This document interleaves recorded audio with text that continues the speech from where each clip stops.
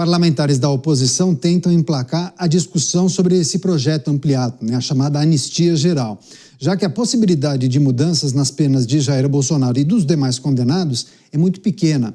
Quem conta pra gente é o repórter Igor Damasceno. Os advogados dos réus condenados pela trama de golpe de Estado aguardam a publicação do texto oficial da sentença para recorrerem da decisão. Esse é o motivo de eles não serem presos imediatamente. As defesas vão apresentar os embargos de declaração, que são possíveis omissões ou contradições da decisão para rever as condenações ou tentar diminuição de pena.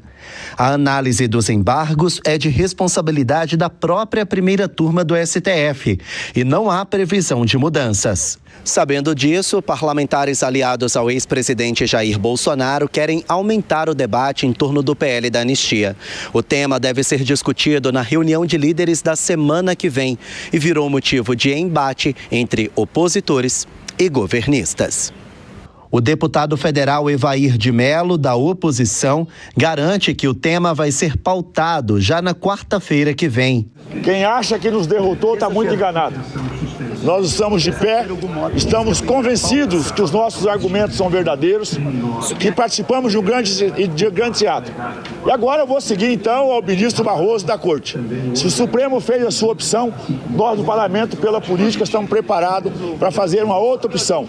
E ao Supremo não cabe se envolver no tema anistia, porque a anistia é uma ação da política e não uma prerrogativa do Supremo Tribunal Federal. Já o deputado Rogério Correia, da Base, afirma que o texto é inconstitucional. O que existe hoje é entre os bolsonaristas, a tentativa de ter uma bandeira, uma bandeira de agitação, algo que possa ser colocado para a sua base social mais radicalizada como uma alternativa a ser alcançada. Então é mais uma bandeira, mas a anistia não existirá. Durante o julgamento, os ministros da primeira turma ditaram o tom, confirmaram a inconstitucionalidade da matéria. Segundo os ministros, a Constituição proíbe o perdão para condenados por ataques à democracia, o que invalida o texto. Nesse sentido, a avaliação é que haja um agravamento da crise entre o Congresso Nacional e a Corte Suprema. De Brasília, Igor Damasceno. Pois é, a anistia é um tema importante para a gente discutir, inclusive com o nosso comentarista, Cristiano Vilela, está com a gente nesta edição do Jornal Jovem Pan. Agradeço demais pela participação. Ótima noite a você. Vilela, queria naturalmente pedir sua reflexão sobre esse momento após a condenação de Jair Bolsonaro. Muitas discussões em torno do PL da anistia, esse projeto de lei mais ampliado que se discute nesse momento na Câmara dos Deputados.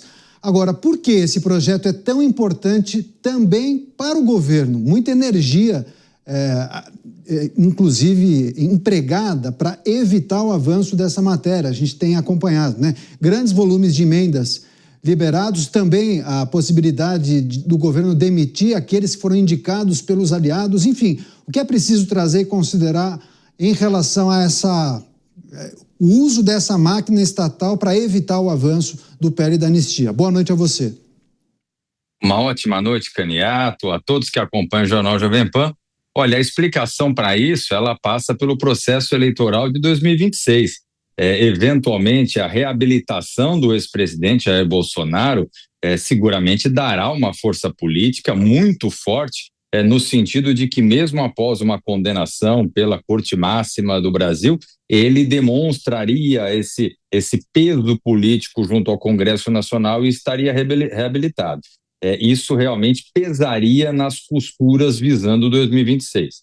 No entanto, é importante destacar que o Supremo Tribunal Federal já deu demonstrações e já enviou recados no sentido de que não vai tolerar a aprovação do texto da anistia tal como ele está sendo ventilado, tal como ele foi construído.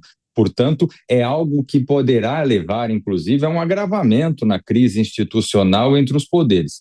De todo modo, para o governo não convém esse tipo de brincadeira. Para o governo vale mais a pena realmente abrir os cofres e tentar, de toda forma, fazer com que esse tema não seja pautado, com que essa discussão ela acabe diminuindo um pouco no Congresso, como uma forma de que o governo possa preservar aquilo que para ele, nesse momento, é considerado uma vitória, que é a inelegibilidade de Jair Bolsonaro, a prisão de Jair Bolsonaro, tirando o maior nome da oposição do páreo para as eleições de 2026.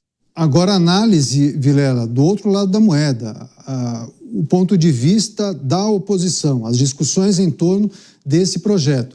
Não faz tanto tempo assim, nós acompanhávamos as discussões em torno de um projeto de lei que iria beneficiar somente aquelas pessoas que participaram dos atos de depredação no dia 8 de janeiro. Pois bem, agora a conversa é outra. Muitos, inclusive, falam que não abrem mão de uma anistia ampla, geral e restrita para aqueles que participaram dos atos do dia 8, mas também para as autoridades, as lideranças, Jair Bolsonaro e aliados. E há quem fale em um projeto que, inclusive, indique a possibilidade de reverter a inelegibilidade de Jair Bolsonaro. Então, ampliaria ainda mais o escopo dessa propositura. Enfim, o que é preciso também trazer e projetar sobre possibilidades, né? Porque havia sinalizações de que o projeto, para aqueles que participaram das manifestações no dia 8, esse poderia passar, inclusive, com a anuência de partidos de centro e até de centro-esquerda. Agora, esse ampliado, a dificuldade é muito maior, né? Exatamente, e agora nós temos Jair Bolsonaro condenado. Antes disso, nós já tínhamos Jair Bolsonaro cumprindo prisão domiciliar por conta daquela outra investigação, onde ele é investigado junto com Eduardo Bolsonaro, sob o argumento de que estaria obstando investigações, de que estaria atuando ativamente contra a justiça nas articulações junto aos Estados Unidos, enfim. Então, o contexto ele realmente é outro, no sentido de que é importante que Jair Bolsonaro ele obtenha os benefícios também dessa anistia. Isso fez com que se tornasse mais difícil a aprovação de um projeto como esse. E aí, quando a gente trata dos principais atores que têm feito esse apoio, é importante analisar um outro elemento também. O fato de jogar para a torcida justamente desse eleitorado bolsonarista que é extremamente forte, extremamente relevante. Então, os outros nomes que eventualmente poderiam herdar a posição de Jair Bolsonaro ou a candidatura presidencial no campo da centro-direita acabam realmente tendo esse interesse em capitanear essa questão, justamente pensando em se mostrar fiel ao capitão do time, a Jair Bolsonaro, a figura mais destacada do ponto de vista político nesse campo, e com isso obter o respeito, o respaldo e a admiração dessa fatia bastante significativa do eleitorado.